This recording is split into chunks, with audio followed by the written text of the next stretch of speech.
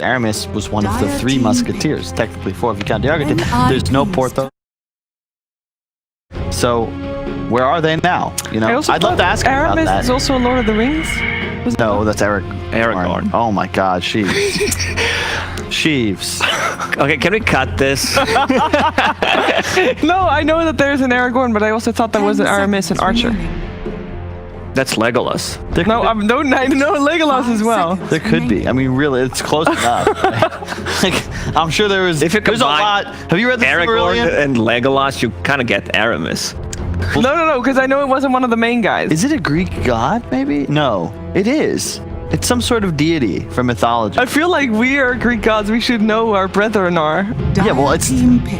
I know it's 3 musketeers. That's what I'm being told in my ear, but that's the point. There's... we're trying to save Sheeves. Who's the 4th one? Porthos? Porthos, Aramis. Is it like Arthas? No, it's like... No, the 4th one is the one in the movies. And +1. How do you say that?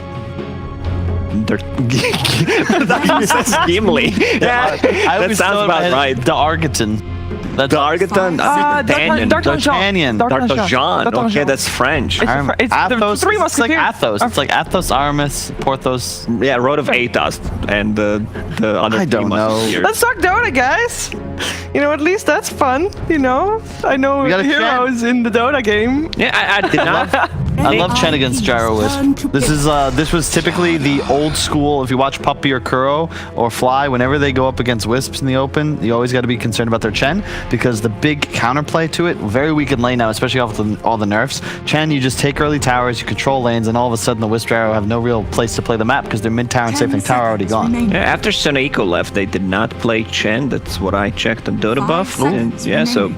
Wait, are you serious? You have that? You checked that? Yeah, I believe so. I believe that's true. So they're gonna put Misha. IPs. What do you do? No, I didn't write it down. I was just, I have a good memory, Kyle. It's probably wrong, but we can see the pattern that the Viking is doing. Like if you look at the way they draft, they open up with IO Gyro, and whenever it's a good Slardar game, if they know the matchup, which they know in this game against the Faceless Void, they go with Slardar, and they open up with the Phoenix as well. So IO Phoenix is not like the greatest combination. These 2 heroes can't make stuff happen. They're more like, oh, you're gonna come at us, and then we're gonna do something. Yeah. You can't just run around the map. So Slardar checks a lot of the boxes, low cooldown stun. Like once he gets a Blink Dagger, it's easy to initiate. So it's exactly what they needed. But NIP responds with Queen of Pain. Like they literally have not a single good hero against this, so I'm a bit afraid.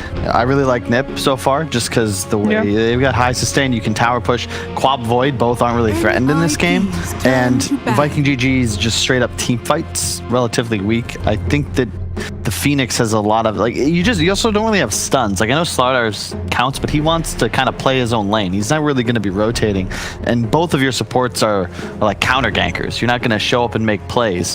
Whereas for Nip, you're going to have a Chen Tiny with 2 really versatile cores and a Quap that's going to be able to control the lane almost guaranteed. What do you feel is missing then on the side of Ninjas in Pajamas? Like if you're saying like, okay, their lineup is already better than Vikings at the moment, what do you feel like they're lacking? If anything at all. Soneiko. Last hero, Soneiko, that's it. Surprise! He's back!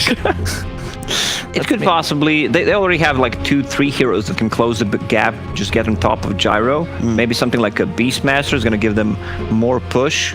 Or is Darkseer available? I believe he is. We've seen this combo. No, Darkseer's banned. Darkseer's banned? Okay. Yeah.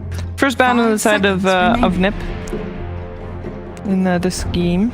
I'm more worried about the Vikings' last pick. Like what it needs to do so many things. Like it needs to be very mobile. It needs to be a great laner against Queen of Pain. That's the trouble. I actually always kind of disliked saving my mid for my Wisp team, just because it feels like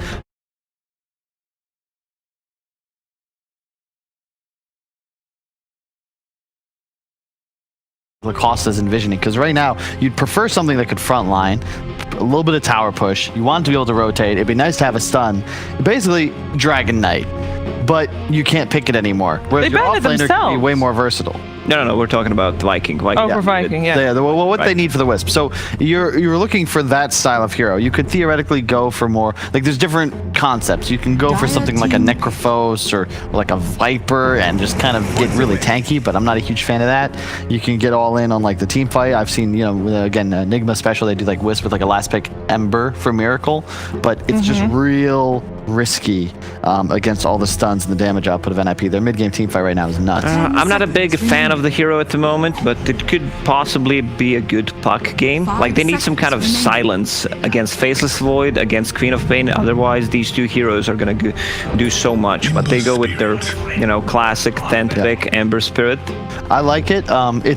It's a root mechanic. It's weaker in lane, but it gives us what we need. Yeah. Because now you can actually make plays. There's an Ember Spirit that's always going to be a threat when he's off map. You really love to utilize Wisp. If you ever get any bottle read.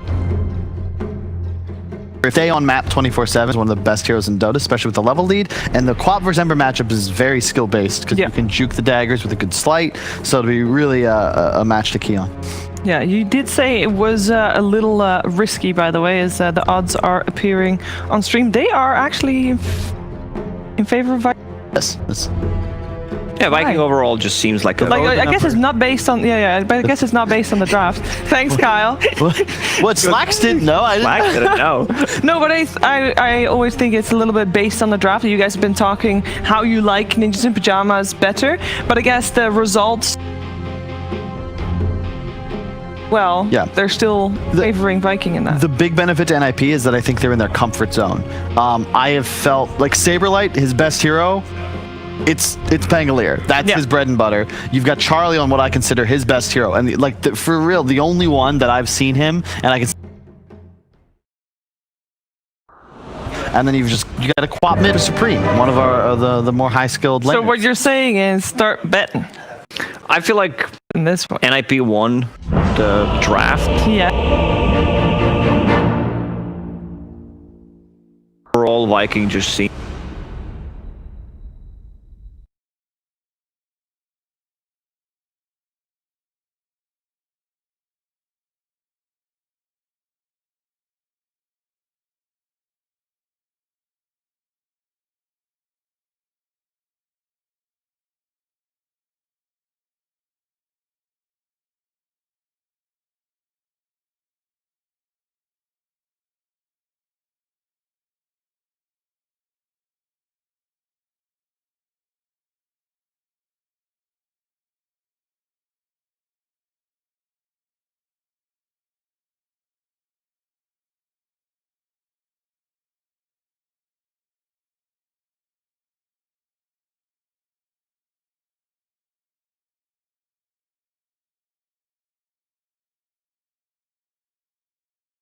think that there's. That is what you sound like. Prepare for battle. Oh my goodness! On the Mount Olympus. It's all too much.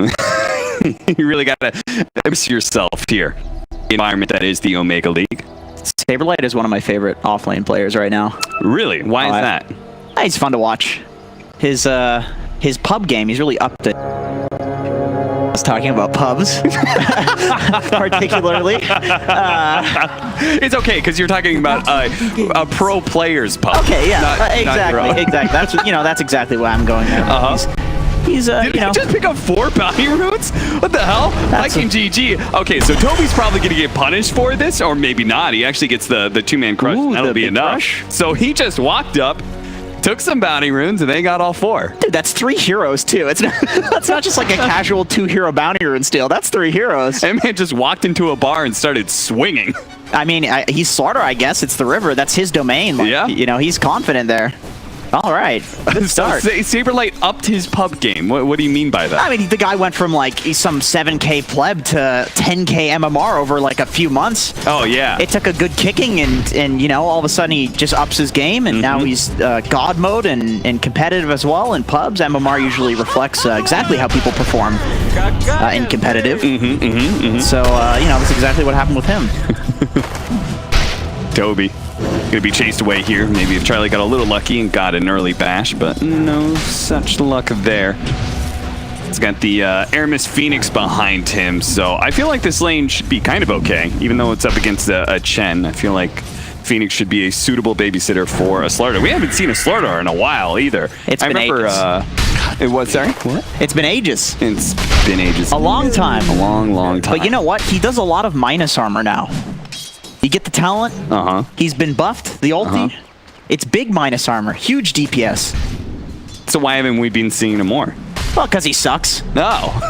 All the minus armor in the world doesn't change that. Well, it takes like 40 minutes to get to the big minus armor, but at that point, it's, you know, fantastic. It'll work in competitive. I mean, they're going to make it work. You know, I was actually thinking about suggesting Slardar as a pick last night. Because it was like the Slark matchup or something, and you guys just wanted a really good laner against Slark, and I was like, well, there's always Slardar. Yeah, I mean, he's great against any melee.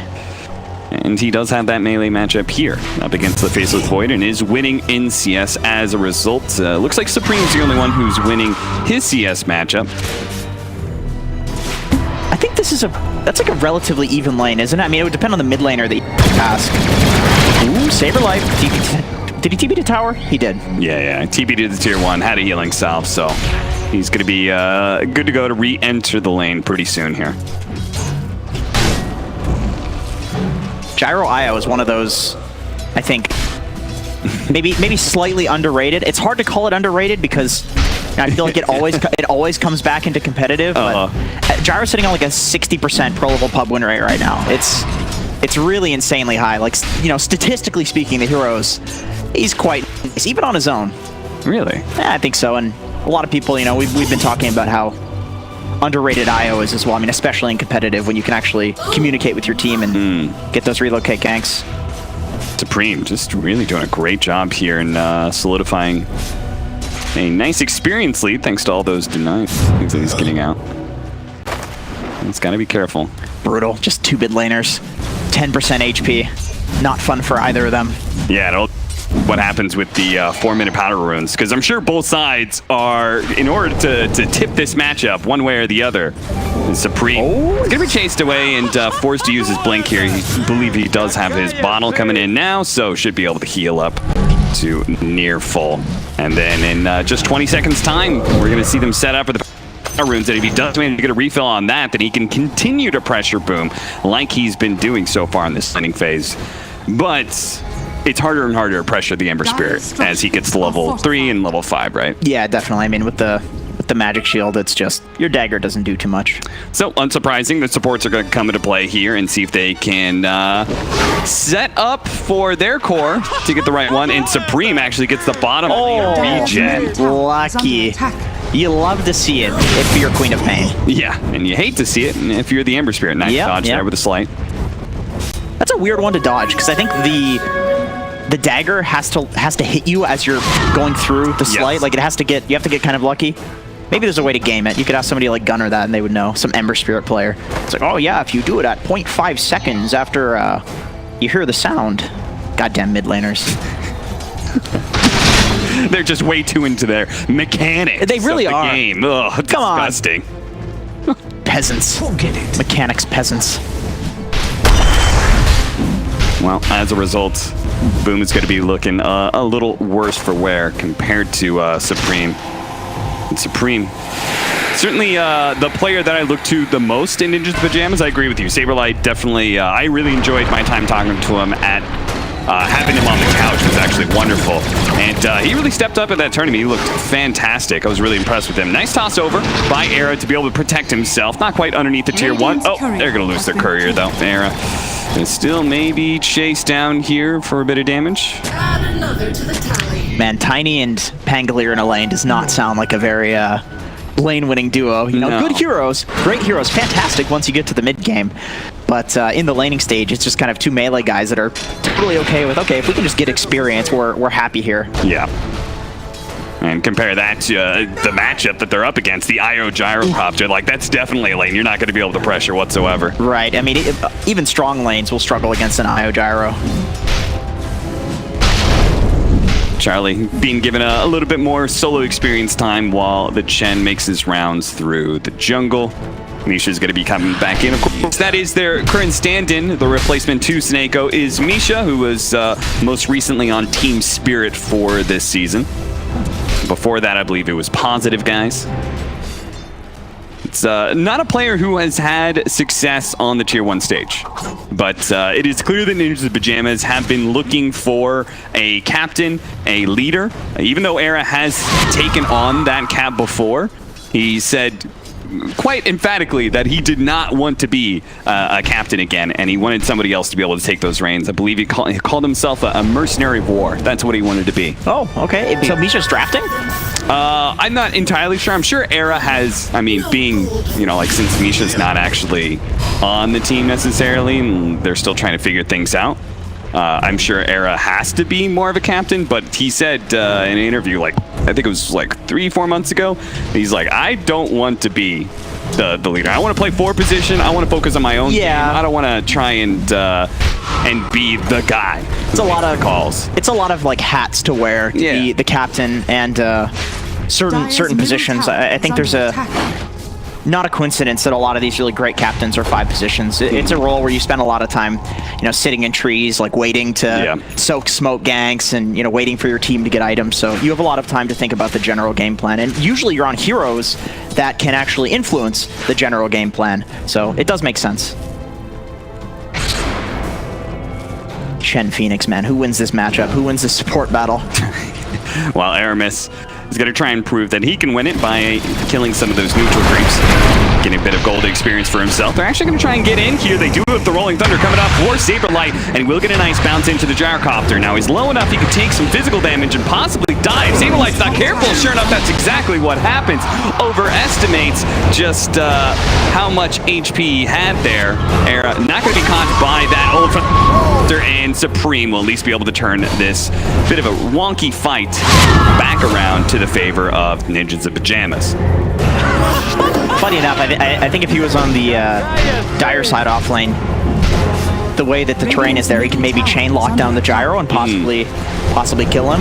Pango's one of those weird heroes where it really depends on where you're fighting on the map, whether or not he's a broken hero, and just couldn't get the chain lock down there. Boom, opting not to make the same kind of rotations as our Queen of Pain did. Instead, tries to pressure the mid lane, but Chen shows up. With that, though, Flame Guard and, you know, pick up a haste rune. Yeah. Yeah, wait for the Queen of Pain. So now it's his opportunity to flex his proverbial muscles here.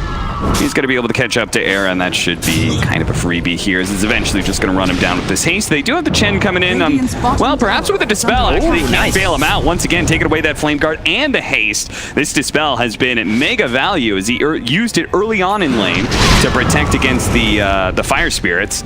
Roll in, Saberlight actually canceling it last. Now re-threatening it on Toby. Toby does manage to hit the crush before he gets it out, but Toby being so heavily slowed down, could it be bumped? Actually hits the Ember Spirit as well. Back on Toby again. That Dispel from this Purge Creep has been doing so much work, and it happened there as I believe he dispelled away the sprint. Trying to go on to Saberlight now. Boom. Is going to lead with the Gyrocopter to try and catch some of these heroes who've been diving in so deep. Saberlight jukes from the left-hand side away from the Gyrocopter. That disarm may have just saved him here. Boom. Does manage to hit the tiny and spot Saberlight as well, so he may be able to get a secondary kill here. He has another round of Remnants coming up soon, but I think Light by itself will be enough. Very close. That's funny. I think he was, when he was sliding the creep, yeah, I think so too. He was trying to slight the Pango, and then actually ended up getting the tiny. Era's trying to save his core and gets in and dies, but Saberlight survives.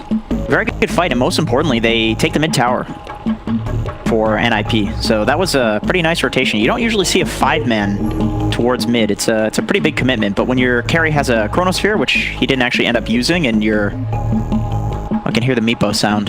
You hear that?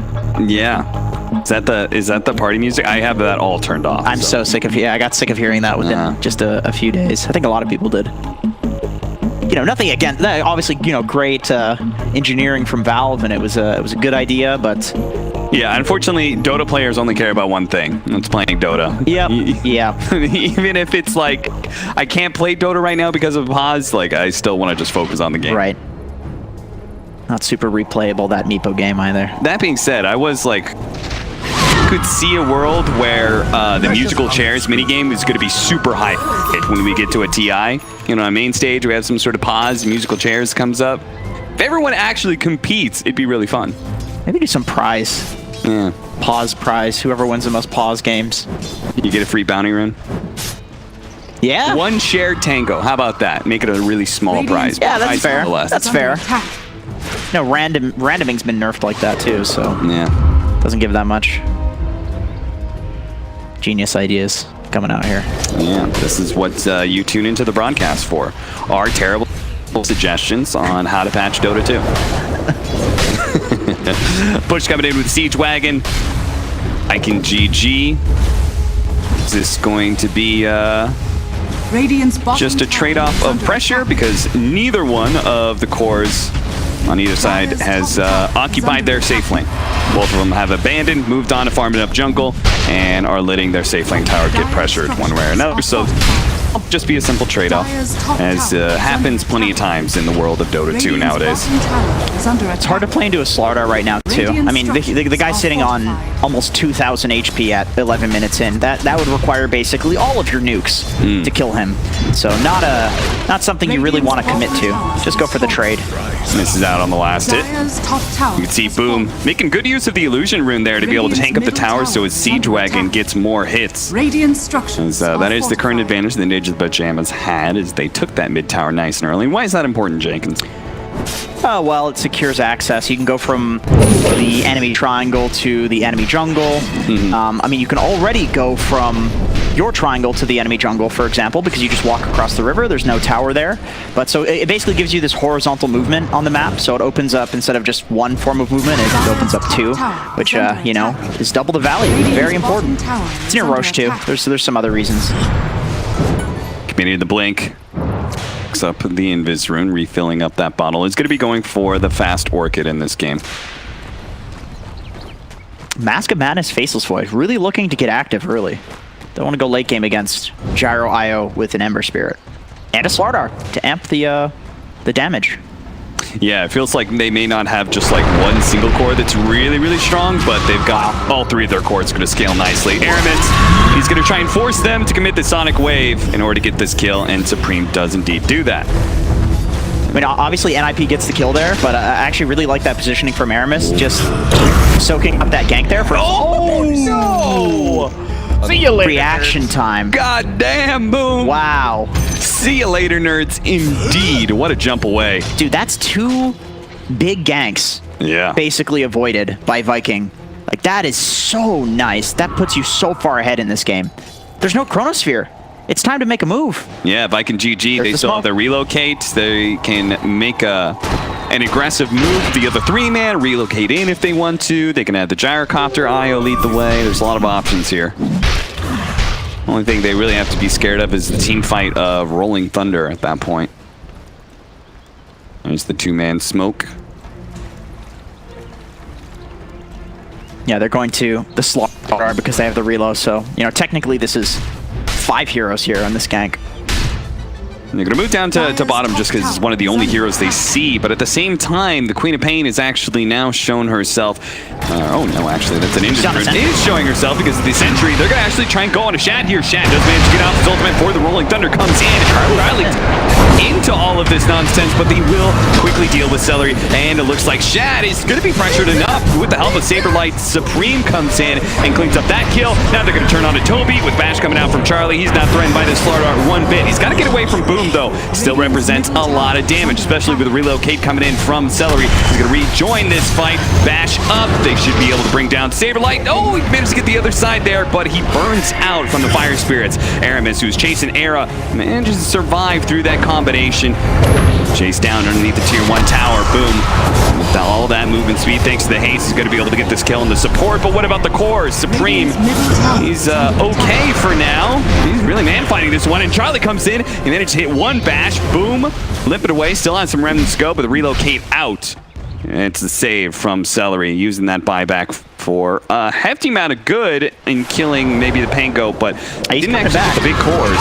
Wisp is coming back. And they're going to come back with the Sonic Wave. They're already taken out Aramis. That takes away that one of his tether points that he was looking for there. He'd actually already tethered to the Phoenix, so as a result of killing Aramis, they managed to get the kill on Celery as well. I think it's fair to keep his core alive. You know, you're probably pretty okay with. I think this all really goes back to just the fact that Chrono was down. You know, oh, Saberlight. Got another swashbuckle, but can he get off the Rolling Thunder afterwards, or is the bash going to come in? No, he doesn't get hit in time. Toby is now going to be chain stunned up. They're looking for the toss back. He managed to work his way through that tight little passageway in order to land on the Slardar again. Now, Boom has his remnant up, but immediately gets disarmed. Chased down by Supreme. The double slows make sure he's not going anywhere. Even if he had a remnant, he wouldn't be able to make it go very far with those kind of slows. Double kill for Saberlight. You know, fighting a Pango, just in a great spot for a Pangolier. They didn't have exactly enough burst to take him down, and he gets the ult off, purges the minus armor. All of a sudden, he's actually a threat. You have to see an aggressive relocate in. I think that's how they want to set up their ganks. They want, you know, an Ember Spirit to go in with the Slardar and then follow up with the relocate. It's kind of been the opposite. It's like IO and Gyro getting gone on, which is not what you want.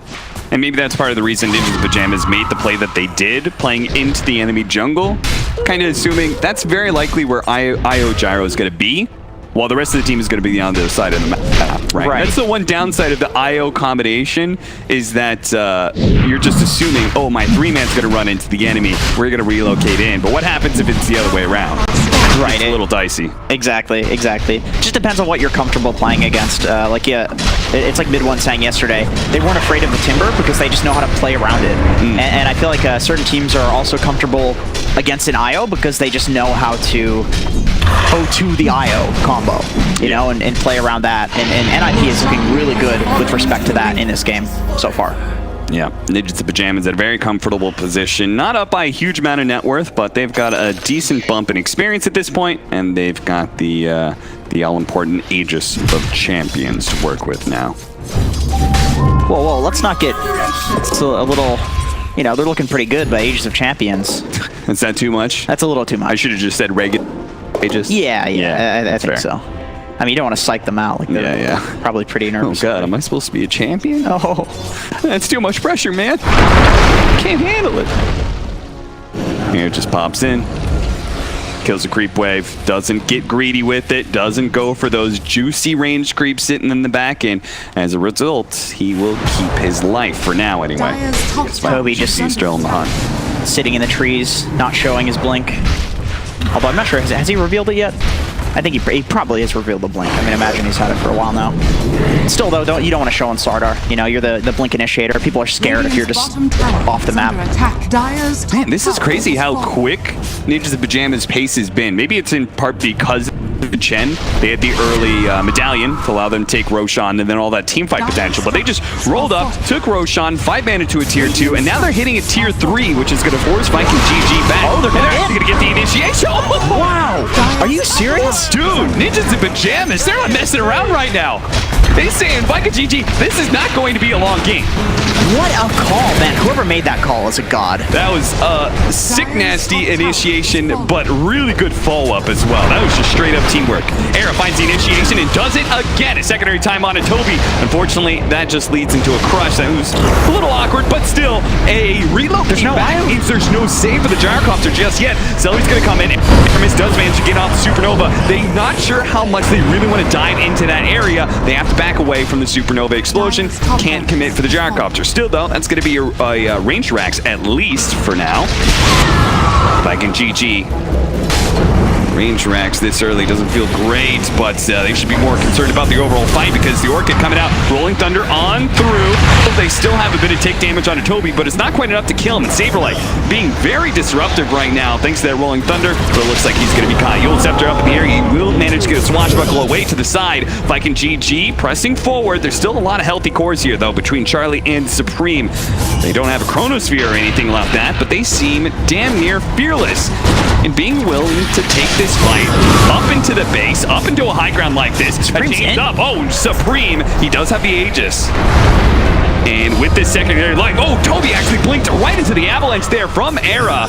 That's a bit unfortunate. That was a good opportunity for initiation, but he's got a secondary follow-up. This time, he's going to catch Charlie and Era stunned up together. Looks like Era goes for the toss back onto the Gamer Spirit, trying to gain its distance, but it's not good enough. Sleight of Fist does manage to get that kill. Aramis now going to see the opportunity. They've finally broken Ninja's Pajamas, and they're going for the deep dives. They're going to be able to slow down some of these heroes as they clean them up. It's going to be Saberlight left behind with the 2 supports. They're going to be the ones to fall. Queen of Pain and our Faceless Void, the main cores of Ninja's Pajamas, do manage to walk away with their lives. Man, so much just happened within a 2-minute window. That was some absolutely beautiful Dota. That call to dive base, like the typical play there is you just, okay guys, let's force them back. It's so obvious, everybody knows this, but they went in. It's less than 20 minutes into the game and they're diving tier 3s 5 versus 5. That is insane. And then both teams, they're so well in these team fights. You have the Wisp saving people, you have the mechs, you have the Sun Rays, you have Chronosphere being held until the last possible second, Chen holding his ult until the last possible second. Like, both of these teams are looking like such solid units when it comes to team fighting. Like, there's some AI all playing like the same. It's you know, they're one person playing all the heroes, one super powered AI. Man, that was some beautiful Dota. I'd love to see that. Yeah, we promised it was going to be a pretty fun series, and it's panning out to be just that for this game 1 anyway. Toby is going to be found around the outpost. Dude, that is one of the most fun places to bounce around as Pango. There are so many things to bounce off of there. Boom, just tries to push it to the limit a little bit more. He tries to push the creep wave into bottom. He does pick up a plate mail, so he's going to be a lot tankier if he gets caught in the Chronosphere. We do have a BKB, though, for Charlie. This is such a early game build from the Faceless Void. Ninja's Pajamas. You can see the style that they brought to this one. And it's going to be a Chronosphere where he can quickly be able to support. And with the follow-up coming in from his supports, he might just be able to deal with Chad as well. Chad going to be stuck here. Can Boom bail him out? Not really. There's nothing to stop this BKB Charlie as he pushes forward on the Faceless Void. They do have the Remnant over to the side. They can still kind of catch up, though. He throws a second Remnant away. Unfortunately for Ninja's Pajamas, creep waves a little bit too far back, so they can't really go for that melee barracks just yet. So that looks kind of funny, just like, you know, like what are Io Gyro doing there sort of thing, but I actually understand why they were there. The creep wave is so pushed so far out, you don't think a Faceless Void is just going to chrono you from the high ground there. Sure. You're like, well, he's surely going to be playing at like one of these camps behind the creep wave, but no, Charlie's he's hunting. Like you said, he's got an early game build, he's got the BKB now, he wants to fight. They're just fighting non-stop. The initiation, though, this time to Vikin GG, but an interception from Saberlight as Supreme, with that small moment, managed to get off his BKB and escape as a result. Boom. He wants a little bit more, knowing that BKB has already been used as well as the Blink. They just push forward and say, all right, Ninja's Pajamas, they're not strong right now. We can take a fight to them, and if they don't fight us back, we'll at least get this mid-tier 1. Yeah, that mech and Chen ult, like these have been so crucial for. I don't know if he Chen ulted there. Maybe he would hold it. He's been doing a really great job holding it until the last possible second and mating with it.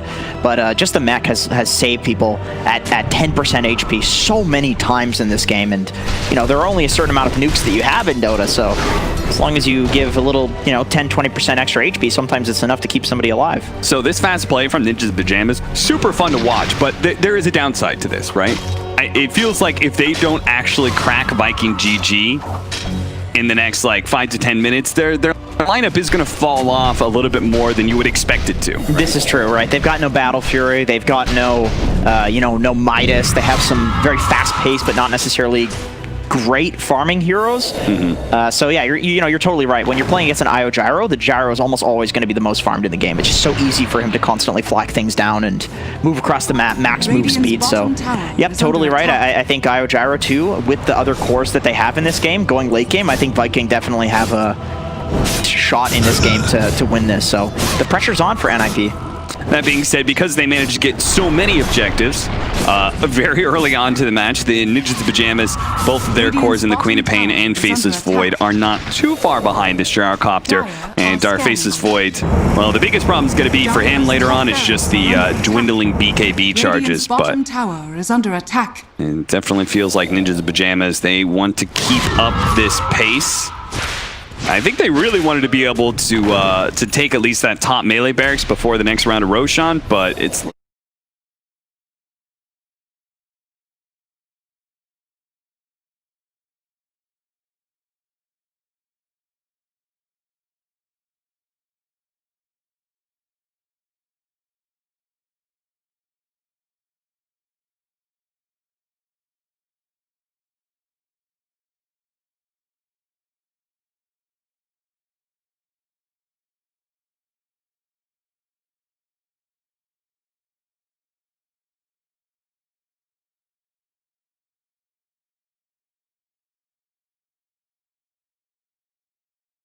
But at the same time, there is risk awaiting, right? We are giving time for Viking GG to get their BKB items and big team fight items. Supreme is going to be able to get away from that initiation. No BKB forced out of him. So, chill for now. But like Toby's very close to his BKB. Shad already got his, and we're going to have Shiva's soon for the Ember Spirit. So they're going to wait for this Roshan, but Viking GG will hit a very nice power spike, and I think they'll be more than happy to contest a Roshan. Honestly, that new Shiva's minus healing is going to be pretty nice in this game because I feel like so much of NIP's team fight has been the Chen healing with the mechanism and with the Chen ult. And so, what is it, 25% now? The Shiva? It's something like that. That might be enough, even a small number. Era does manage to catch Aramis here, and they follow up with the Orca, but they need a little bit more nukes, and that's where the Sonic Wave comes into play. There's going to be no Supernova until the buyback, actually. Gyrocopter throwing out his ultimate. Saberlight's going to go for the chain stunning onto this Slardar. He should just be dead straight up from this. They're actually make sure that the IO can't really bail him out. Saberlight making that next level play to find these backline heroes. But Shad, his BKB's running a little bit low. They're going to go for the Supernova now, but he's surrounded by ninjas. That's a dieback. Heroes. That's a dieback for the Phoenix, and it could be worse as more heroes are coming in. They still haven't used their Chronosphere. They're going to pop it now to be able to catch the IO with the Gyrocopter together, and then they kill Shat and they kill Celery again. That's going to be potentially another dieback. Same goes with Toby, who's right in the midst of this, going for that Faceless Void, but he doesn't really have the attack speed to keep this up, especially with the disarms there from Saberlight. Not going to be getting those chain bashing. That's going to be a rampage for Supreme. Ninja's Pajamas just taking over this game now as they're going to continue this fight. It doesn't stop. They've got the Organ on the Ember Spirit. He came down from the Gold Scepter, so he's dead again. Double rampage for Supreme, and let's make it a triple. Let's make it a quadruple. They can still catch her to Shad as well as Celery if they want to. One more buyback. Boom says, surely this is going to be enough. 8 heroes wasn't enough. Maybe 9 will be. He's burning them down, but Charlie, he managed to get the time walk away. He's teeping up on a Yule Scepter. Managed to stop him. Saberlight in the top right looks like he's going to be run down by Shad. We're going to focus on the Void for now because he at least has a chance of survival, I think. Okay. But he gets chained up, relocate in to finish him off, and finally, Viking GG to manage to win the end part of the engagement. It cost them everything. Everything they had, Jenkins. They've got about one more fight in them. The good thing is Roche is up. The unfortunate thing is their Slardar is dead. I think if Slardar was alive at the end of that fight, they just instantly take Roche, and this game looks like it might last, 5 to 10 more minutes at the very least. Yeah. Yeah, if only they could like force Roshan right now, be like, okay, we've got an Aegis at least. Yeah. Not happening without Slardar, though. In which case, Ninja's Pajamas, they're in the position, it's like, okay, we're the ones who are going to force the Roshan fight. Oh, yeah. They've got no buybacks on Viking. Like, what do you do? Yeah.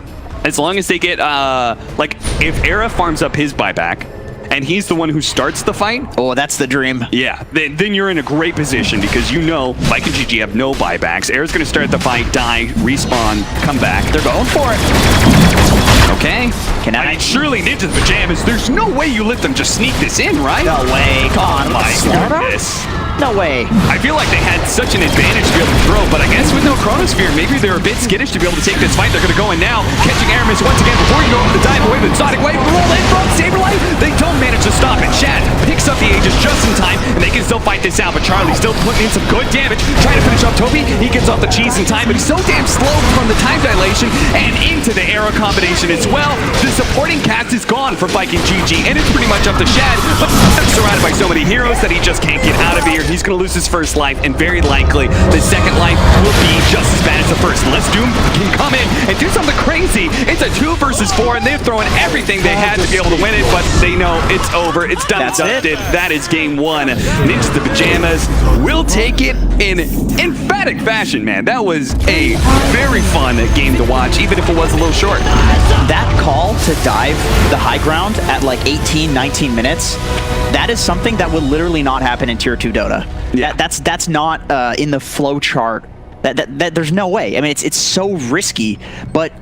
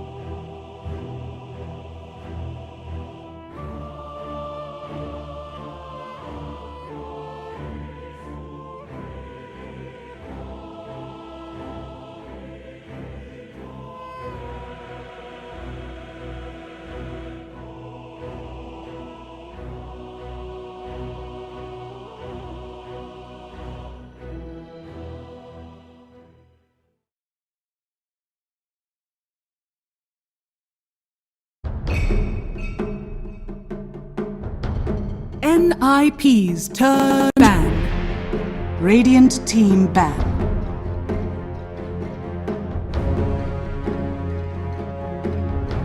NIP's turn to ban. Radiant team ban. NIP's turn to pick. Radiant team pick. NIP. Enchantress.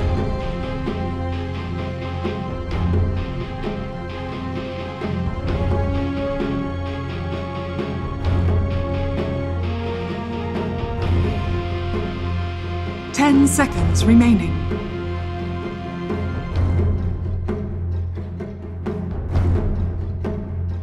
Radiant team pick.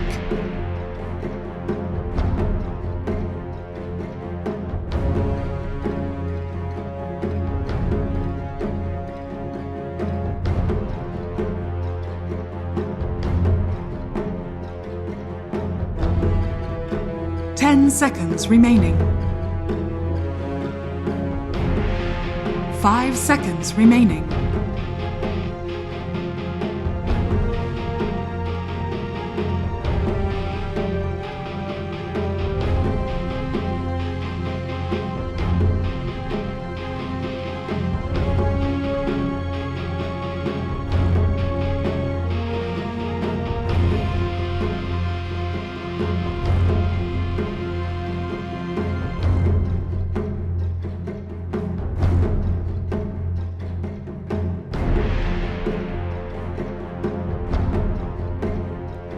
I'm Was not there. following. You know, there are people who are smarter than us, Kyle.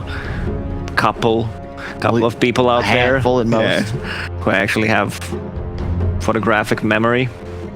Those guys. Me neither. It's very sad. I would sometimes think like I'd like to have a photographic memory. I disagree. You don't like it? You don't No, like because it? then you'd remember everything that you read or saw. Like, what if? Because then, okay, as an example, let's say, It's more of a burden, actually. yes, Do you think so? Unless you work for a secret agency. I don't know. You probably have like a highly paid job. But do you think like if you're gonna have a photographic memory that you're gonna be Radiant team annoyed by all the things you know? All the things you remember? Definitely. Because there's gonna be so much space in your head that everything fits, and it's just like now, although now you can remember more if you would have photographic memory. Like that's how I see it. technically you remember less. It's just that you can recall everything that you've written, so you don't have to know it. 'Cause it's sort of like cheating. It's like having Google in your mind. 10 seconds remaining. I don't know. I don't have it, so I can't really speak. Neither do I.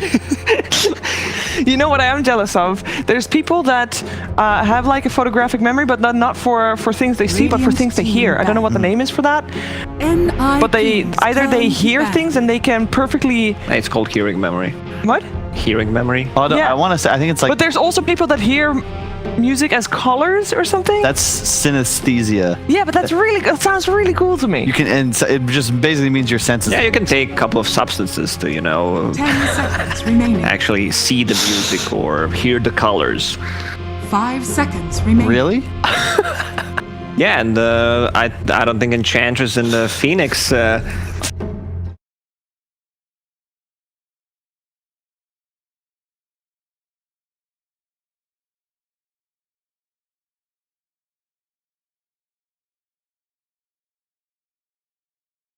Yeah. Again, I've said it.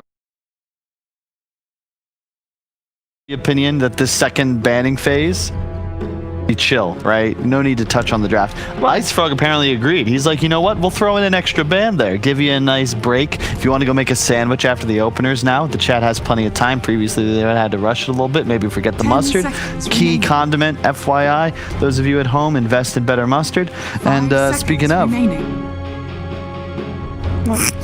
Off, yeah. Speaking of mustard and condiments, continue. there was no segue, but thanks. I was hoping that's where the cost was. Like mustard, yeah, not You could have said mustard. something that you'd really like to see. For example, Spear Breaker as Hell the yeah. sauce over via Vikings I draft. can't have dairy products. We were talking. I would never think of Spearwaker. That's not what. So yeah, back to the draft. Thank you. Spirit Breaker, he's the I'm gonna do 10 stuff seconds guy remaining. Yeah. for Viking, which means that Phoenix is position 3 in this game. I don't Could be recall. Ench. I don't recall seeing Enchantress as position 3. I just don't think it fits the role. But it's nice against Void. And same with Spirit Breaker. It's the Radiant best heroes team against the Void because you just have so much pure lockdown, and it's quite easy to set up. You can also play around the map. Void traditionally likes to farm by himself, you know, converge, find a team fight with Chrono. Spirit Breaker doesn't allow him to play the map in the same way. These 3 heroes don't really threaten Faceless Void. There's 10 no real seconds lockdown. remaining. You're relying on Spirit Breaker. What do you mean? Like, he can just time walk out of 5 pretty much seconds everything. remaining. But the You can damage... time walk through the stun, the charge as well, right? Like, he can stun you, but there's no real burst damage. Impetus, it feels like so far you can always going to be able to use the time walk unless Gaben says, nope, Spirit Breaker, he's going to bash you 3 times in a row. Could happen. But I do agree, the impetus could be relatively impotent in this game. That's why I would prefer it as a core. I think the Phoenix is going to get the full usefulness. I can't look at this side of the room. I think that I don't remember what I was saying anymore. Smart thoughts, Kyle. Smart thoughts. You can do it. For once. I am focused. This is a good draft. I'm How are really you gonna excited. see the draft if you're holding your tablet upside down? 'Cause I can see it over there. Okay. So talk to me about Storm Spirit pick. Storm Spirit pick. I thought you were messing with me for a second. I was gonna say. It is a Storm Spirit pick. It's really good with Spirit Breaker. Same concept as why I've always liked combos like Weaver and Earth Spirit is when you have a Spirit Breaker that can provide vision, you want to have an not an initiator, but follow-up that isn't reliant on a blink dagger. So now you've got effectively a homing missile just going straight for this Void. Makes it a lot easier for this Storm to play Dota. They pick Alina to counter him in the lane, but I actually really like Storm in this because you have a better matchup throughout the game and you're less reliant 10 on playing seconds perfectly. remaining. You can afford a couple of deaths on Storm. Lina really can't. Yeah, Lina 5 relies on seconds remaining. snowballing, Radiant but team banned. you can go...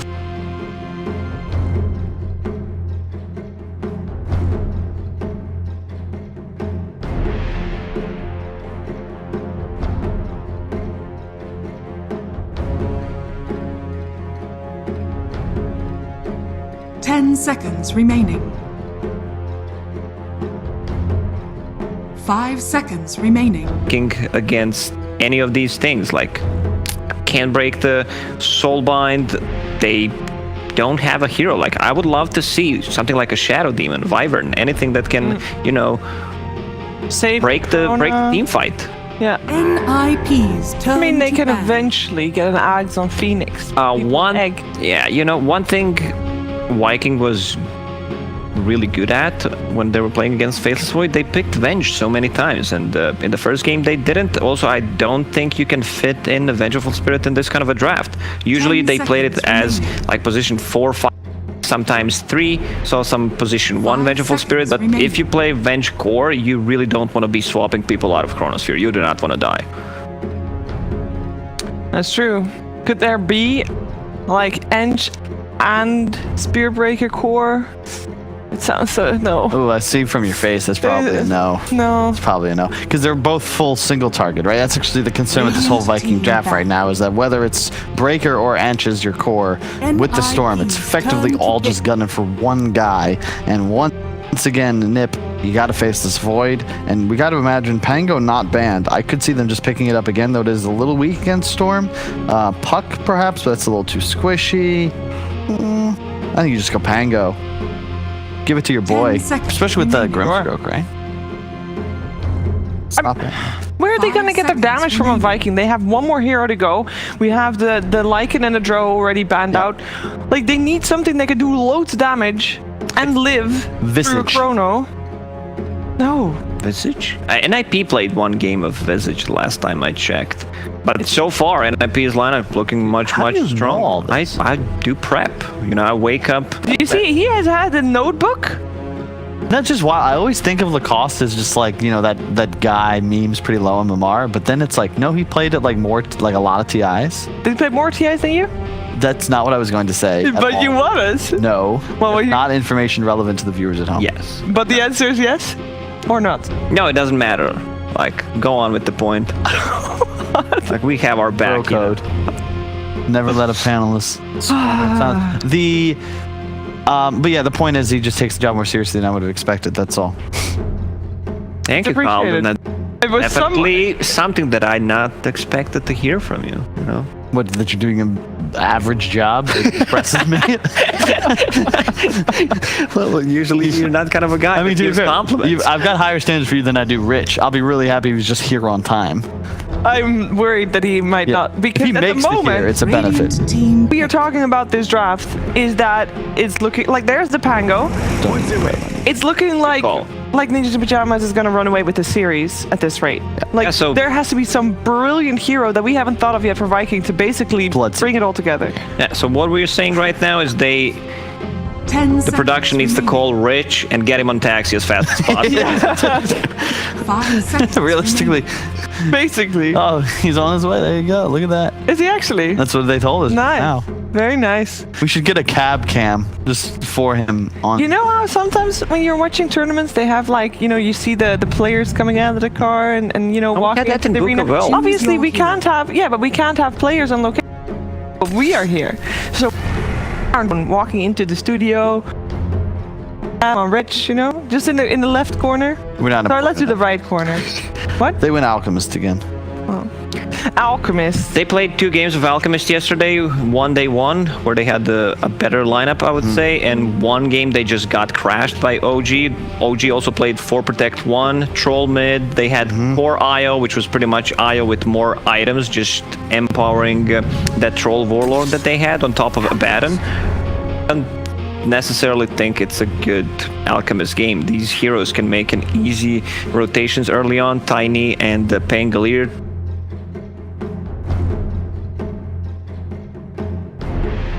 Jungle from like minute 7 to 11. Try to kill him once or twice and just delay that Radiance timing. Yep.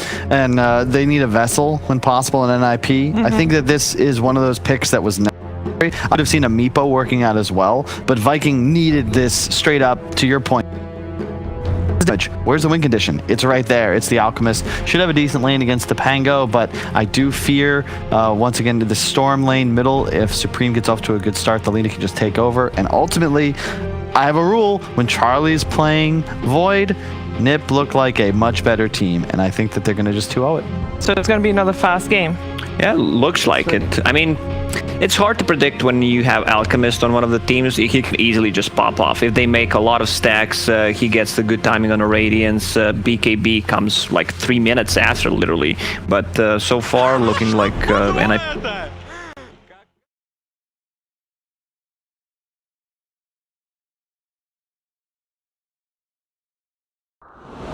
right. And go to Capitalist and a sister I never knew I had.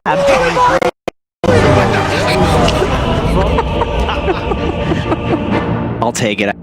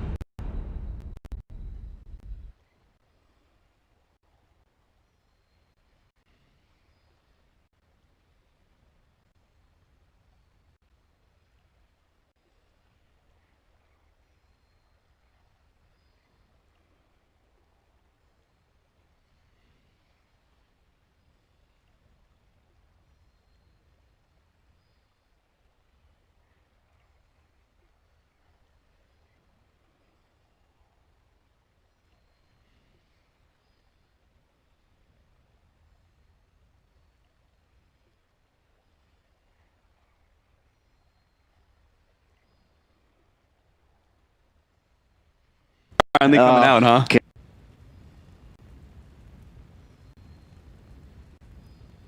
Prepare for battle.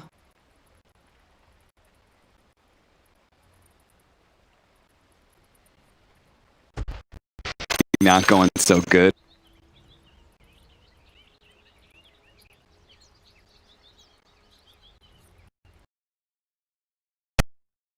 Dire's courier has been killed.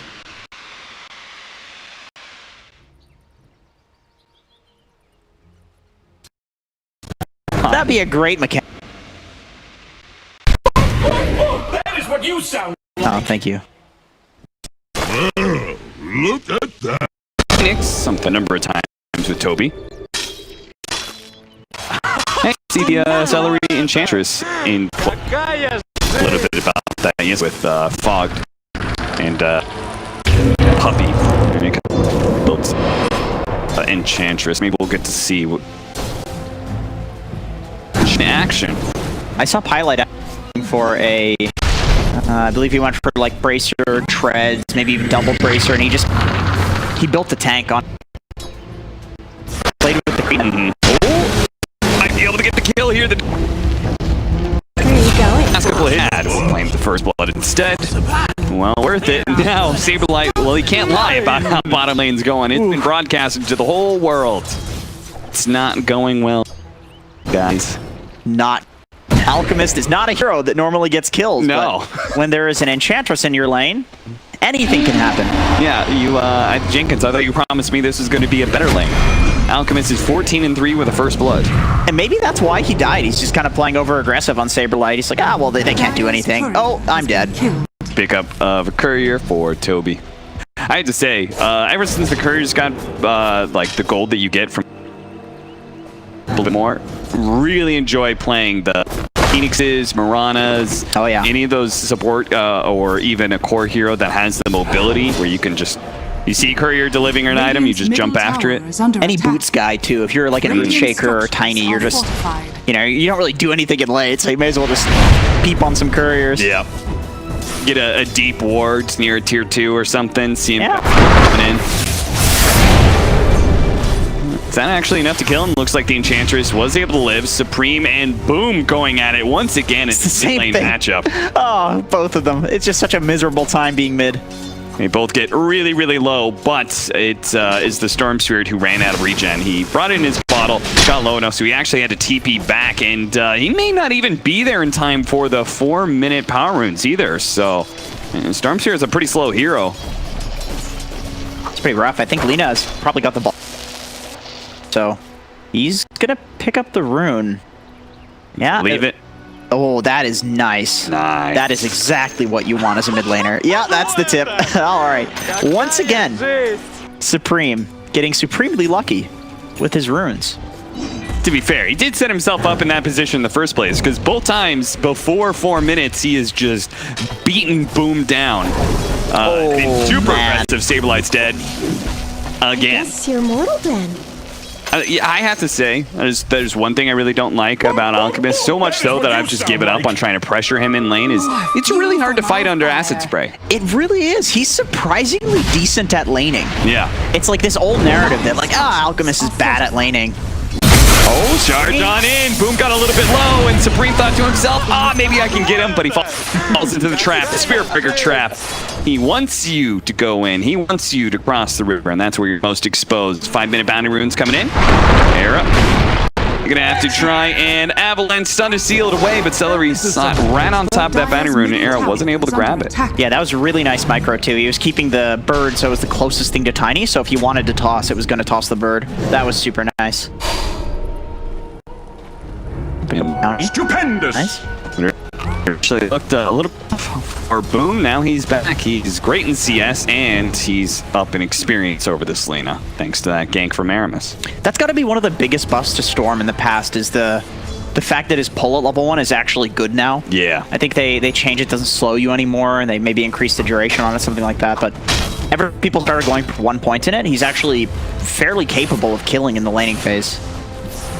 And somebody as squishy as Alina is going to be even more exposed. Radiant's So bottom tower is under attack. it looks like our Lina just isn't going to play in the lane at all. Immediately goes down to bottom, where Aramis is looking to defend the supports of Ninjas of Pajamas. They're the ones who show up in force in the mid lane. Both the Grimstroke and the Tiny are kind of sitting there. Ooh, that Spirit Breaker play. I really like what's happening, bot. Under attack. Yeah, he's setting up. He's scooching. He's dragging the along- creeps. It's gonna kill the catapult. Yeah, he tanks up the creeps. They're out of range of the tower, so the tower has to hit the catapult. That is such a nice play. Like, he legitimately, I was about to say, like, I really like that NIP is trading the potential pressure on the mid tower for the bot tower, because they're playing into an alchemist. They want to stop him from farming this bottom area. But then Spirit Breaker just basically take your catapult.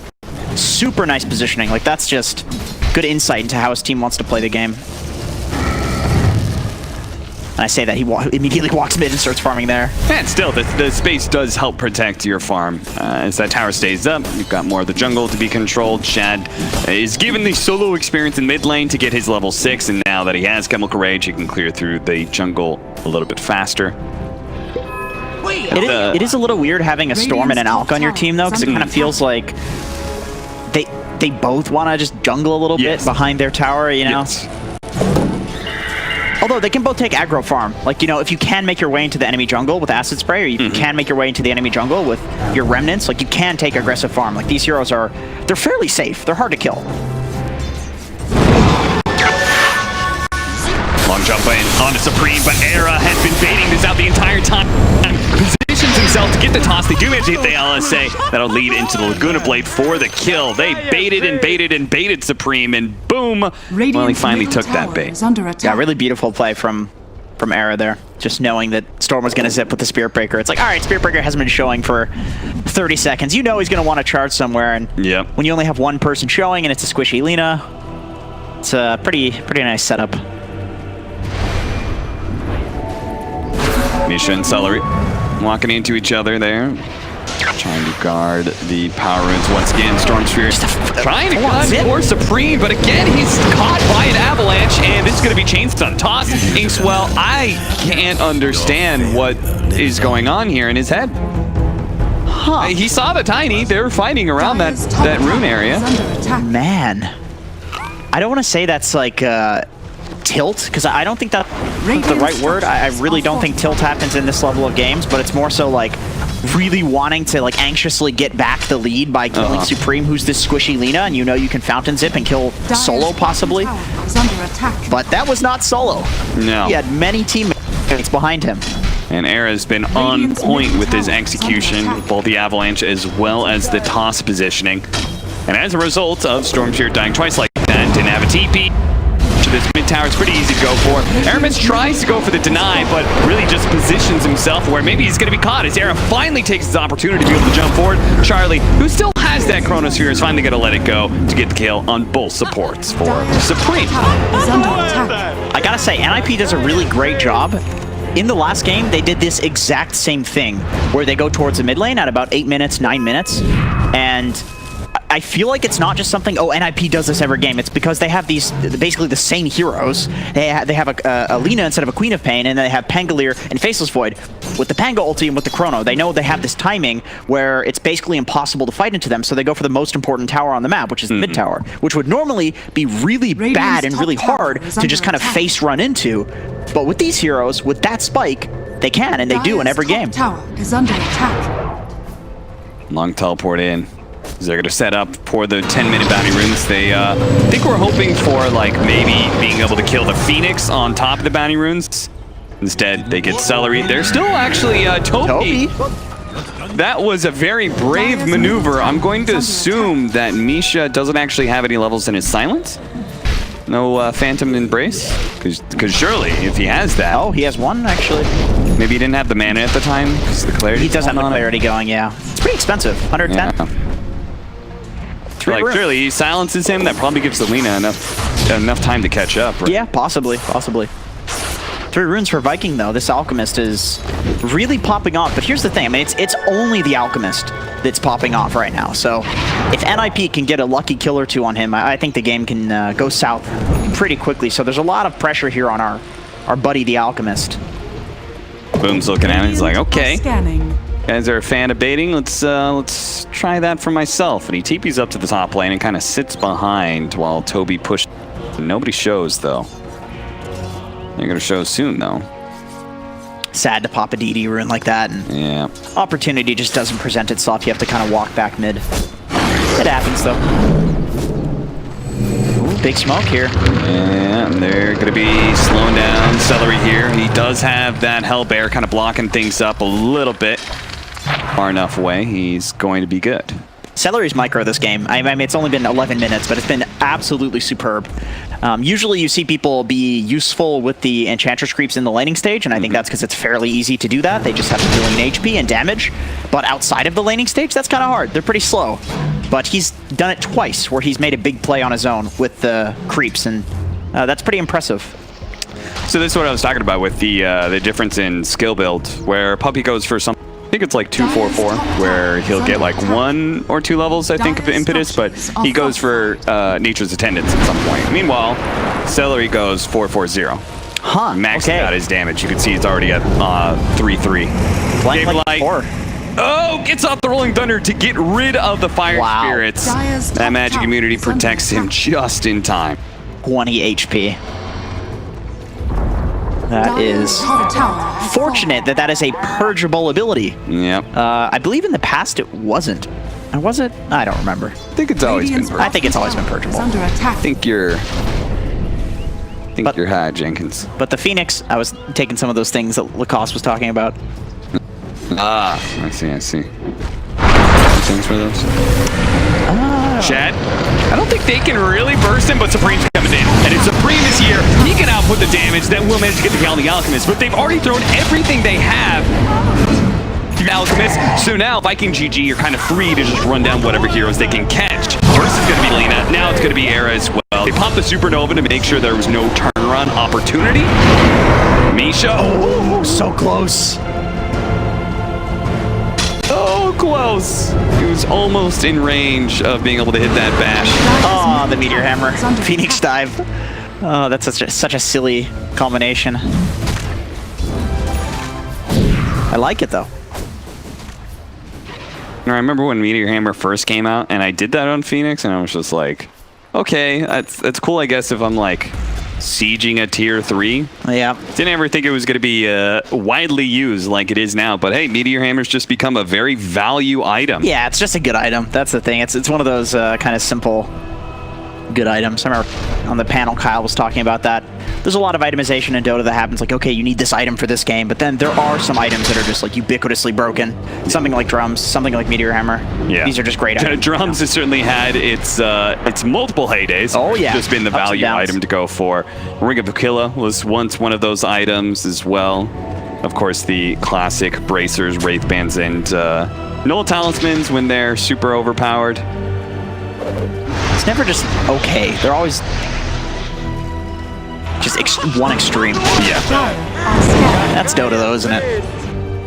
Yeah, because Dota players are a bunch of hardcore nerds that are going to min-max things as much as possible. So if it's even slightly overpowered, then it's going to be abused pretty quickly.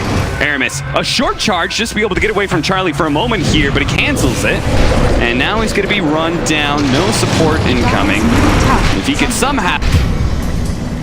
For 4 seconds, he could charge out again, but time dilation, actually. I hate to keep being the guy that's looking at the people that are dying and being like, oh, what a play, but... Oh, Supreme.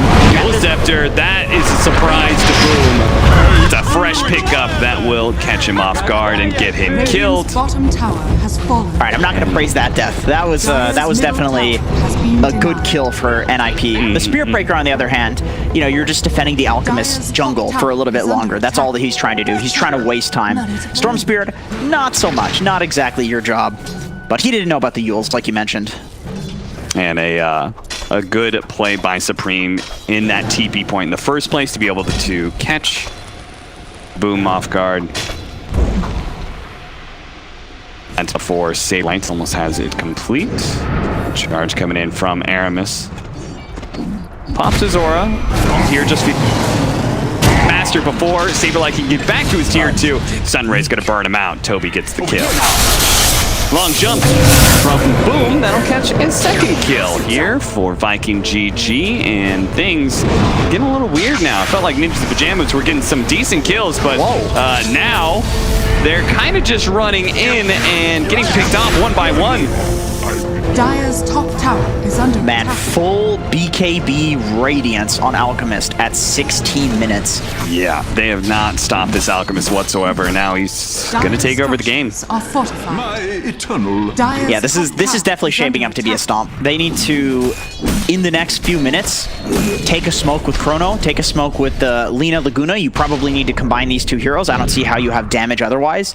And they need to kill Dire's Alchemist. top It's tower is Alch under or attack. maybe Storm, and that's enough to at least hold on in this game. And it's such a risky maneuver, right? Because you are pretty much, you have to hope that the Alch doesn't pop his BKB before the Chronosphere goes on him. Yeah. 'Cause if he does, then you just won't have the damage. Right. So Meteor annoying. Hammer from the trees. Now he does manage to get out the Rolling Thunder. He pops the Supernova in return. He gets out of the Rolling Thunder and manages to bring down the egg. Oh, in time! The egg goes down, but so too does Saberlight. Sounds up onto the Spirit Breaker, trying to make his way through the trees right now, but slowed down by the Stroke of Fate and the time dilation. And will eventually die here, assuming that he can juke it out. Maybe he can charge away. The charge is up. He's out. Can do any ranged attacks. Oh, he canceled it to be able to sneak on by. He knew he was going to get hit by some sort of nuke. Dip back into the trees. TP's out. That was really well done. Are you serious? He's been so annoying in this game. Yeah. He's setting up almost every kill. He's making almost all the space. God damn, what a Spirit Breaker performance. He's making it look good. Yeah, let's not forget that yesterday, that insanely good Clockwork performance by him. Aramis has certainly been the shining star of these last 2 days.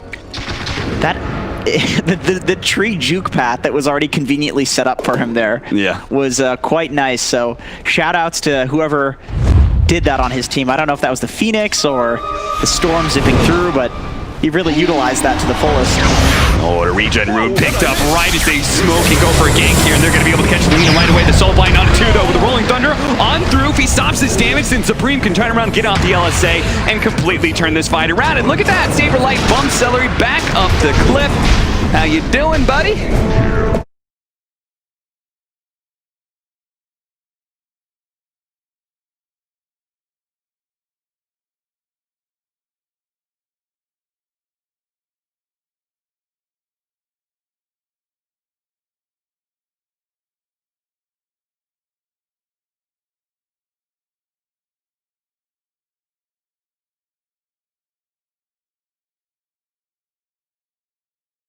As the third item.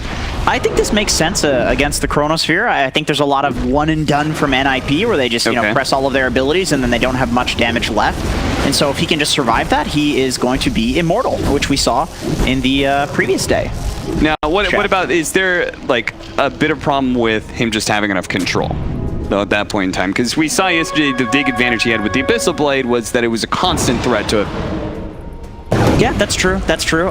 He does have the Spirit Breaker to work with this game, though. I think he's been doing a great job at this, BKB piercing disable if Faceless Void does get the BKB. So it's a little bit different there. And we also have the Storm, who it's not the most reliable good lockdown, but it's something. Like I think they have enough disable for at least this point in the game. He's going to want an Abyssal later, though, of course. Just too effective. And that's kind of where I was hoping to lead to, is just the difference in the surrounding heroes behind him. He has so much catch from Spirit Breaker and a Storm Spirit that he can kind of rely on his team to do the heavy duty. All right, he's actually going for an AC before he goes for any potential Abyssal Blade. Yeah, that makes sense. I mean, if you're going to go for the heart, you might as well go for the AC as the next item, and your effective HP is out of this world. Right. One thing about these non-agility carries is that you don't realize they actually have terrible armor in the late game, and they can just melt. And so, you might want somebody else to get an Assault Cuirass, because it's like, well, it's an aura, so that way you can have the slot for something else. But you need the armor. You absolutely need the armor. We see a different game, comes a different build from Charlie as well, but they're so up what right do you now. do? They see Shad, and they're just like, whoa, no, okay. I don't know. I don't know if we can really go on that guy. We kind of have to go on everybody else on his team. And so maybe they're going to try and make their way around to the back line if they still really want to take this fight. The ward's been taken away from them, though, and this fight becomes a lot harder. Now that they no longer have that vision, Saberlight came in from the side, but Shad just seemingly had the nose in the right spot, was constantly in front of Ninja's Pajamas as they tried to make their way through the jungle and around. Now they've got the vision, though, to be able to charge and start this fight. Pretend nice Supernova on the high ground. That is it for Ninja's Pajamas. They say, nope, we're not taking part of this fight, and that actually makes it really good for them. One big team fight ability down, but can they actually win the follow-up? Now they got the Chemical Rage. Era goes in and throws back Toby. Toby's going to be silenced here. Saberlight and Hopper Soup with the Rolling Thunder. Sure, they're going to be able to kill the Phoenix, but it's the Alchemist right in the middle of all these heroes. Supreme needs the help. Soulbind on it, too. That's going to be able to slow down these heroes and help get Supreme back to this tier 2 area. They're playing an in and out game right now because they know the Chemical Rage is going to be wearing out soon. Here comes this Faceless Void, who still has his Chronosphere to be rocking here. Time Walk coming. He's going to be able to catch up to this Alchemist. He can try and go for this one now. The BKB's gone. He throws out the Chronosphere, but boom! He goes in the back line trying to disrupt all this damage. Goes for Lena, takes him out, and takes away some of the follow-up, but Charlie by himself was good enough to be able to bring down this Alchemist, and now they don't have the control anymore to be able to stop Charlie. Boom! Now out of mana as well. Tosses Charlie over to finish off that kill. Double for Charlie. Once again, Ninjas in Pajamas very patient in a lot of their teamfight execution. Yeah, that was 100% about the patience there. When that egg comes in, they just immediately get out and they say, okay, this is our opportunity. You might be afraid in this game, just seeing how big the Alchemist is, that, okay, even without egg, maybe they can fight us, but they take that opportunity because they think, okay, well, are we going to let him get more farm? Toby gets a little bit too close here. The Old Scepter actually saving him from the toss, and Eris also trying to bail out this Phoenix, using that rapid movement speed to be able to get away. Just first hit bashes Charlie underneath the tier 1 tower, forces out the Time Walk, and Charlie's in a bit of trouble here. He doesn't have a Time Walk for one more second, tries to get close, but the impetus damage was still enough to get the kill. Just like that, a Roshan fight that looked a little bit free for Ninjas in Pajamas turns right back around. And maybe it's Vikin GG who have the free opportunity here with a Roshan that's already down 3/4 HP. A buyback immediately with Charlie, but he doesn't have the Chronosphere. So is Vikin GG going to be that threatened by a Void with no Chrono? Seems like not. Shad is going to be going for it for now. They're throwing in a lot of damage into the pit right now, but the Chemical Rage is keeping Shad plenty healthy. A little bit farther up, we have Era. He's going to be able to blink in, tries to BKB, who's going to pick up the Aegis, and Shad, he sets it away and punishes Ninjas in Pajamas for daring to be able to stop this inevitable Roshan for Vikin GG. Gets 2 kills and looking for a third as Supreme pops his BKB to be able to run away. The supports don't have that same kind of luxury. They have that zip that keeps up with Supreme. Now the BKB's worn out. Boom. He's got one more zip in him, but a blink away from Era will keep him alive. Man, that dieback. That kind of seals it. I don't know how you kill an Alchemist twice at this point with this amount of effective HP that he has. It seems like a lot. Yeah, and Vikin GG, knowing that, are they just gonna go straight up to the high ground here and just kind of like force it and say, okay, do it. Try and kill him twice, see what happens. Middle tower has fallen. Or do you think they're gonna play a little bit more patiently and just be like, well, we've got pretty good late game. If we control the map, then we're just gonna win in 15 minutes. You know, I think waiting at least for the Assault Cuirass on Alchemist, because he does have low armor. You know, he picks up that plate mail and all of a sudden his resistance to physical basically doubles.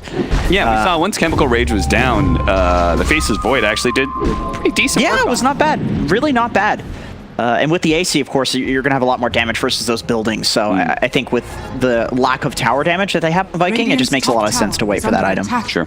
But still, of yardage to go here. This Aegis in hand.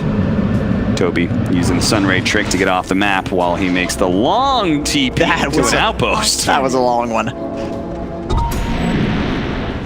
Viking GG looks like they're just clear up some of the objectives still on the map.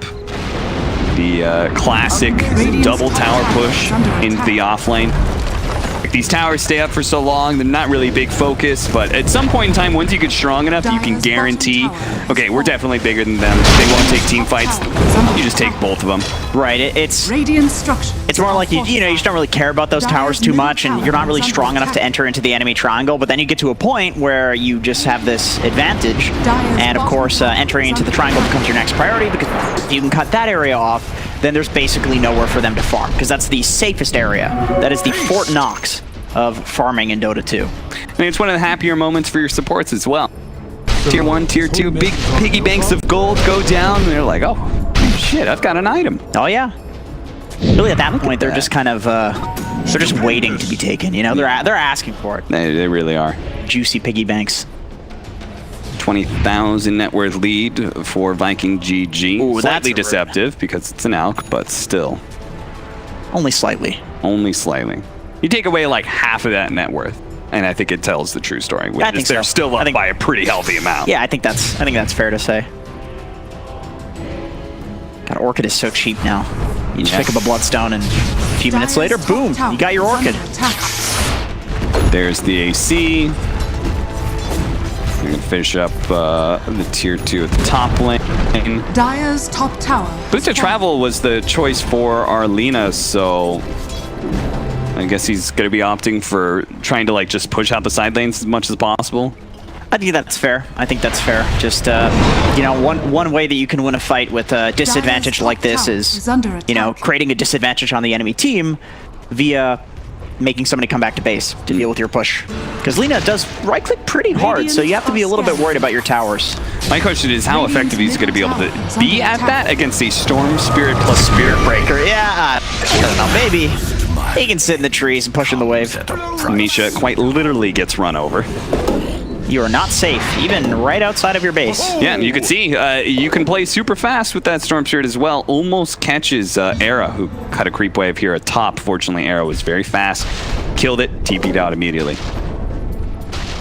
It's good discipline. I know a lot of players would like to stick around and try to go for more there, but he's got the respect. He knows that Storm's going to immediately be there, and of course against a Spirit Breaker, you have to show that respect. Ninja's Pajamas are fully into the guerrilla tactics of this game right now. Absolutely. You see Charlie position himself, intercepts a courier, time walks, HP's out. Oh, he's gone. Yep. Everyone's doing the same thing, which is playing on the enemy side of the map, doing something sneaky and TPing back. Era's trying to make his way out of the base up top. You can see him doing his his woodsmaning up there, cutting through the trees and hoping to Gaben that there's no lane ward catching him. Yeah, now they gotta actually get outside of the base for another reason, as the next round of neutral items is up. Oh yeah, that's a nice little stack. If they could come through, kill Celery, and kill some of these neutral creeps, get some items for themselves, it'd be a nice little bonus. Killing streak added on to that as well. That's a window, you know, that lets them, like you said, farm the items. That's really all this does, though. I don't think they're... Okay, actually, they're going to go for more. They want to blow this game wide open. I mean, I think they're going to need to get about 7 more kills to do so, but, you know, that's a start. 7 more kills. We'll keep a counter. Yeah. I'm going to hold you to that. What do you have, 1 or 2 so far? 3? What? Does Enchantress count as 2? Because there's like a deer, and then there's a... No. Also, you said that after the Enchantress kill happened. You said 7 more kills, like, after Enchantress is dead, they smoked.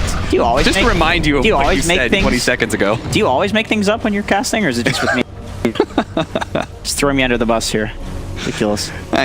You know, it's the trial by fire that we do here at the Omega League. I know you're a little bit new to this casting thing. Yeah, you're just a big YouTuber, but here on Twitch, you know, we have to play with the live commentary. You can't go back and edit this. Yeah, you know, whatever makes you feel alive. If fire's the thing for you, then it's 2020. Oh, speaking of fire. That fire is burning Era. And it's gonna be enough. Get him killed. I love it when people just go AFK after they know they're dead. They accept their death. Oh, look at this. Immediately TPing to the other side of the map because 30 minutes is coming up, and they're saying they want to take this outpost. They want the experience really badly. This is where we can catch them and maybe finally get enough kills to go for the high ground. Charge on into Saberlight. Can't get away from him. If he gets a nice bash in here to stop the swashbuckle, but he doesn't get the hit in time, and that very likely means Saberlight's going to be okay. 1 hit. The bash wasn't there. I know we were praising Aramis, but honestly, I think if he was a good player, probably would have bashed there. That is very true. Should really money. practice that. Practice bashing. Another Arcane Rune. 19 Bloodstone charges. He's a happy boy. Toby catching up. Yule Scepter into the Meteor Hammer. Misha. Again, the sacrificial lamb that gets the rest of the Ninja Pajamas cores safe and sound back to their base. I gotta say, that Yule's into Meteor Hammer combo doesn't usually work. Yeah. But I don't know what a Grimstroke can do. Yeah. I think that's about one of the only heroes that'll actually work on. Yeah, the only thing you could do is like, I'm gonna silence him. Oh wait, it's an item. Yeah, that's the issue there. I like how Supreme's just digging these underground tunnels for them to sneak out of the base. Yep. That's what you gotta do, man. Somebody's gotta do it. I like to call it woodsmaning. That's my original term. I didn't take that from anybody, I promise. I didn't come up with that. I didn't. It's kind of an awkward term, but I'll take it. It's not that awkward. Moist is an awkward term. Woodsmaning is not. What strategy would be moist in Dota? I don't know, some Morphling Earthshaker, something like that? That is pretty moist. You're right. Yeah, there you go. It sounds better when you say it than when I say it. Thank you. I feel like you were prodding me to say it again, but I won't. I was. You're right. Oh, here we go. Look at this. Oh, this is sad. This is sad. But there's nothing else you can do. Where's the party? But those trees. Again, full-on guerrilla tactics right now. Okay, they're backing up the smoke. What about lumberjacking? No. Is that worse or better? It's just the ending of that word just will not play well in a broadcast. Ing? Let's say they're lumberjacking to the offlane. You know, lumberjacking off. It doesn't really play that way. Celery. Once again, being the face that gets initiated on, but the rest of his team is actually here around. Saberlight couldn't quite get the kill onto Celery as a result. Oh, they do manage to get a Soulblind Chronosphere onto the two supports. They can actually kill Toby. Maybe this would be somewhat okay, but Shat is just going ham right now. The damage, they don't even kill Toby, so he gets off the Supernova with a Sunray. On top of that, Charlie activates BKB and Time Walks, but where are you going to go? You can't run, and you certainly won't be able to hide. Not from Boom, who can keep up with you every step of the way. A very ill-timed fight for Ninjas in Pajamas, who thought once again they were just getting a simple pick off an Enchantress. But this time around, it's a bit different. I like that Viking are spamming the box too. That means that they completed the highest level of Aghanim's Labyrinth. That's the pronunciation according to Slacks. All right, too many people are going to buy into the fact that you believe that's how it's pronounced. Yeah, he believes it. I know he believes it, but for the sake of yourself as an analyst, you've got to appear a little competent to the audience. I'm not gonna break his immersion. He's believed this his whole life. Imagine telling this boy that he's been mispronouncing something for like 20 years. That's true. We've been keeping the secret about Santo away from him for quite a while. Come on. Don't do it to him. And that net worth, it builds and builds and builds, and Viking GG feeling more and more confident because, well, they beat a Void last time with, just yesterday with an Alchemist. And they're kind of saying, well, it's even better this time because we actually have Stormseer into the late game. We've got a lot of good Aghanim Scepters to be given away. And so we'll take our time claiming this victory. We want you to be mentally exhausted going into Game 3.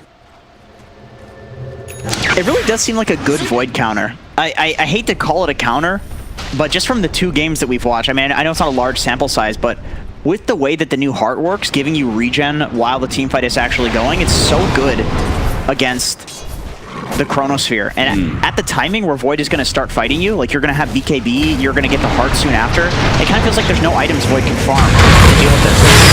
Saberlight bumping into both the Phoenix as well as the Spear Breakers. They try to jump into this base and keep the control to Charlie, make sure that damage dealer is gone. With carry out, Ninja the Pajamas are surely just going to fall apart inside of their own base here.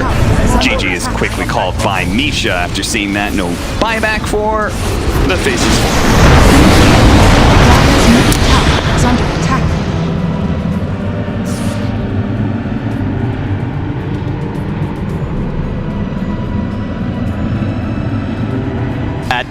dive it. They did, and then a 10k deficit against Alchemist at 15 minutes into the game, or 20, or whatever it is. You've got some issues. So seeing that, I mean, it was the Alchemist, Viking GG. It seems to be one of their favorite heroes right now. Where do you